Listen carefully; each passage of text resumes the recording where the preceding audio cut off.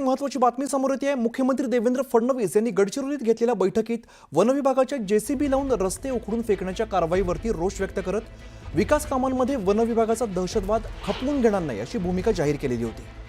मुख्यमंत्री फडणवीस यांच्या या भूमिकेची दखल घेऊन वन विभागाने मोठी कारवाई करत सिरोंचा तालुक्यामध्ये जेसीबी लावून रस्ता उखडून फेकणाऱ्या अधिकारी सुरपाम यांना निलंबित केलेला आहे। सिरोंचा तालुक्यामध्ये आमडेलीला जाणाऱ्या रस्त्याचं बांधकाम सुरू असताना वन विभागाने वन कायद्यान्वये परवानगी नसल्याचं कारण देत 1 किलोमीटरचा बांधकाम झालेला रस्ता जेसीबीने उखडून फेकलेला होता।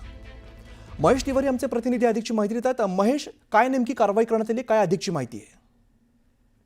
ही खूप मोठी कारवाई म्हणावं लागेल, कारण मुख्यमंत्री देवेंद्र फडणवीस हे गडचिरोलीचे पालकमंत्री आहेत आणि वारंवार त्यांनी गडचिरोलीच्या विकासाच्या संदर्भात असलेली आपली भूमिका स्पष्ट केलेली आहे। अलीकडेच हा सिरोंचा तालुक्यातला एक रस्ता होता, त्याचा बांधकाम सुरू असताना 1 किलोमीटरचा रस्त्याचं बांधकाम वन विभागाने जेसीबी लावून उखडून फेकलं होतं।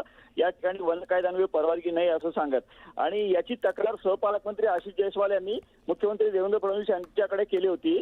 त्याचे पडसाद अलीकडेच मुख्यमंत्री देवेंद्र फडणवीस यांच्या गडचिरोलीच्या दौऱ्यात उमटले। टीपीडीसीची बैठक सुरू असताना मुख्यमंत्री देवेंद्र फडणवीस यांनी या वन विभागाच्या कारवाईवर तीव्र रोष व्यक्त केला होता। अशा पद्धतीने रस्ता उखडून देण्याचा अधिकार कोणी दिला असं सांगत जनतेच्या विकासासाठी होणाऱ्या विकास कामांमध्ये वन विभागाकडून जी भूमिका घेतली जात आहे ती चुकीची आहे आणि वन विभागाचा हा दहशतवाद आम्ही सहन करणार नाही, कारवाई करेन अशी मुख्यमंत्र्यांनी तंबी दिली होती।